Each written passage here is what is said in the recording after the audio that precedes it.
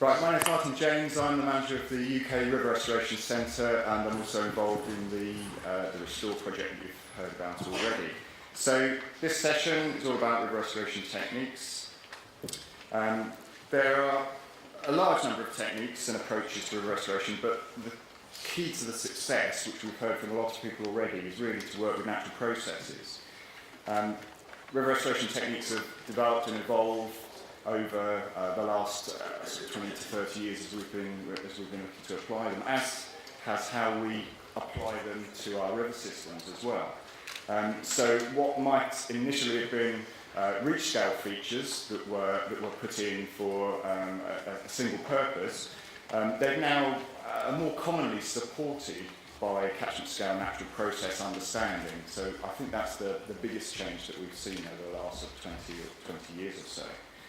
So this session is going to look at the differences in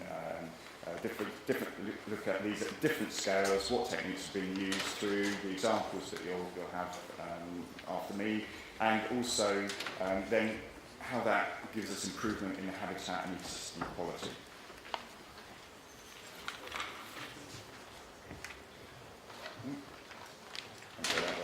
So in terms of natural conditions then, the river ecosystem that we'd be looking at will typically have different processes operating at different scales. So along the river, interacting with the margins and the floodplain of the river, and then those processes that are internal to the watercourse. And there's some work by Matt Kondolf and others on the Pitta River in Sweden.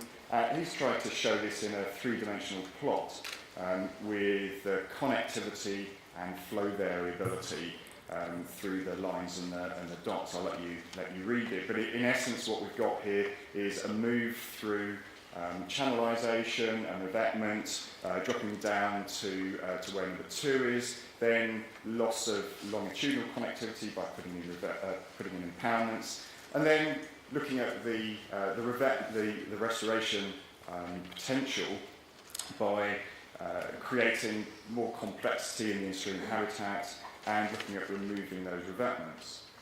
So that's just one example, and that kind of shows you very quickly where that trajectory is off to. But the trajectory and the success of the restoration, as you'll kind of get once you start thinking about this, and the degree of return of the flow and the sediment variability is very much dependent on the complexity of the restoration. So here, the restoration is not addressing any of the longitudinal connectivity, but also the degree of recovery that the ecology can then go through. But for more on this, I think you need to then go to the reform session tomorrow morning, because they'll be talking a lot about this, and that's the main thrust of the reform project that's happening at the moment through an FP7 funded piece of work.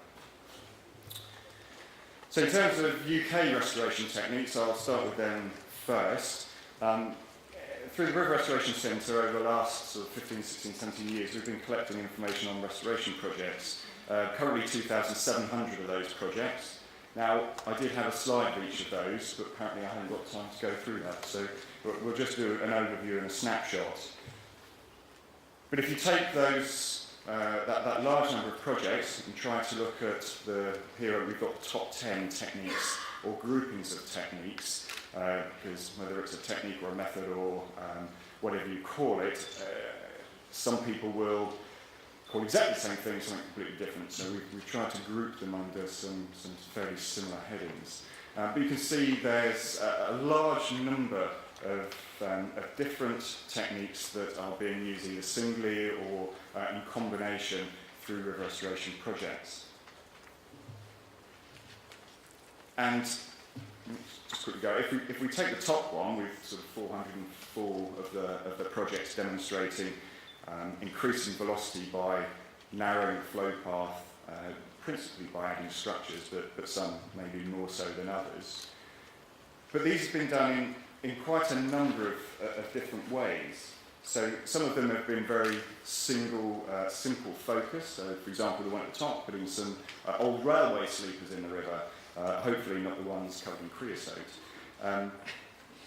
So they've had just a limited impact, and they've been just put in at one point in time, not really thinking too much about the impounding effect that it's having as well. But that was just to try and kick-start some natural processes, but maybe from an aesthetic point of view, not the best thing to do. Middle photo is very much a technical design, looking at taking brushwood and branches, putting them into a large complex mattress, working out where the edges of the river should be to try to make the main flow path very distinct from the wet margins. And again, there were various reasons why this particular piece of work was done here, to allow cattle to get into the river, still to drink in the margins, but not get into the main flow of the river. And then you've got more recent examples, like the one at the bottom on the River Bure in Norfolk, where simply the trees were cut and dropped. And where they dropped, they pretty much stayed, unless they were liable to float off. Now, sometimes they were dropped on top of each other, just to add that weight and that mass to them. But again, that was appropriate for the place it was being done, with the landowner support and the support of the various agencies, and the fact that it was a low-energy river with very little structural bridges, homes, whatever, who would end up with a tree through their front window if there was a large flood going down there. And as Clement showed earlier, I haven't put a slide up of this, but you could also then go to the non-intervention, the no-maintenance scenario, where you've got woody debris falling in because you've taken away some of that protection. And just to give you an idea of now what they look like, so this was the top one at the top there, so it was to try to reinvigorate the flow velocities and support the ranunculus community, which you can see growing happily there, and the bottom two are the view beforehand and afterwards. It's just simply dropping trees in, allowing the sediment to accrete, and then the vegetation to come up around it. I think it's about 3 years later. So they're looking further afield than what we've been doing in the UK, and principally through the Restore project.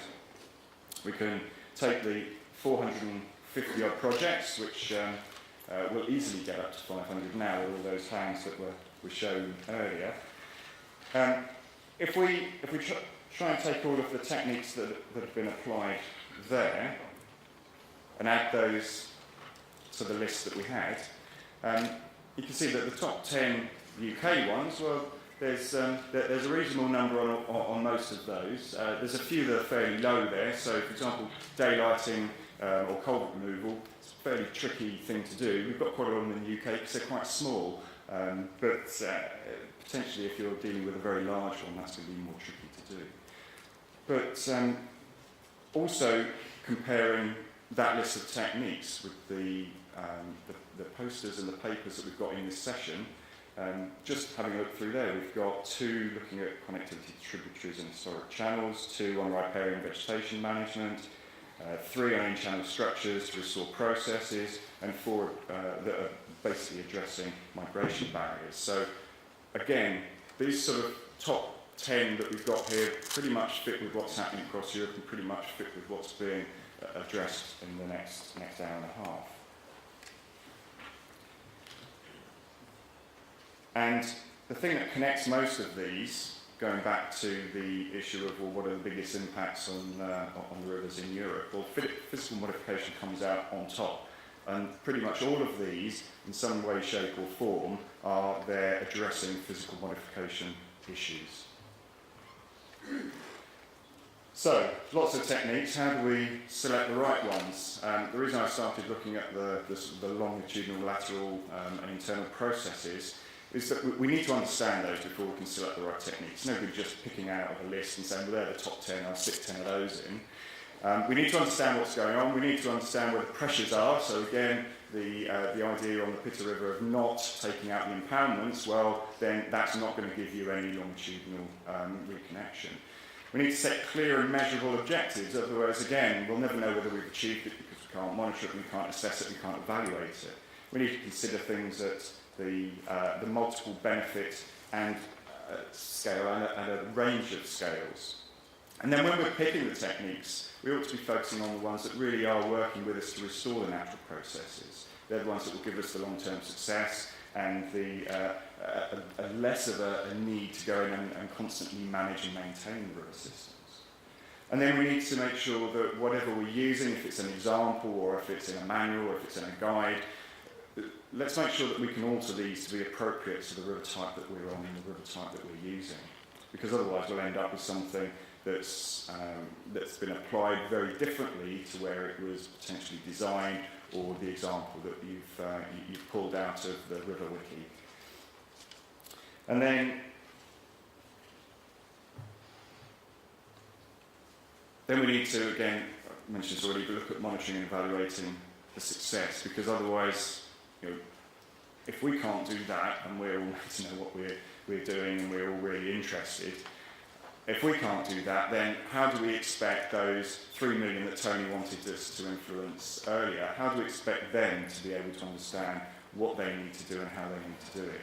So this is the only way that we can inform this wider evidence base, and then actually inform it by providing your information. Do it yourself if you want to communicate it through your project, but that tends to be fairly limited. Let's try and get it on the sort of wiki-style forum like the Restore project, also Speak to Reform, get that information on the WISE network as well. So try and get that as widely published as possible. So often then the question is, well, where can I find out some more information? So I've mentioned Reform, there's a session tomorrow morning, that's all looking at the scientific evidence base, the tools, methodologies for planning and implementation. Healthy Catchments is a piece of work that's just been completed. I think the website is just about up and running, as of probably a couple of days ago. This is also hosted on the Restore Rivers website, and it's looking at the mitigation measures and the restoration measures that can be applied to flood risk and land drainage, but also much more wider than that as well. So it gives you an idea of various different methodologies that you might use if, again, you're talking to your flood risk engineers in particular. The Manual of Restoration Techniques, a similar piece of work that we've had ongoing for a number of years now. We've just done another update, and there's now 64 techniques, 37 projects, around 7 million investment in all of these. So again, be careful how you use them. Make sure that they're appropriate to what you're doing. And then you've heard a lot now about Restore. You should know about ECRR if you don't ask someone here, because loads of people do. And then finally, the River Wiki. We do need to keep it going. It's funded for 5 years. Let's keep that information flow going. Okay, thank you.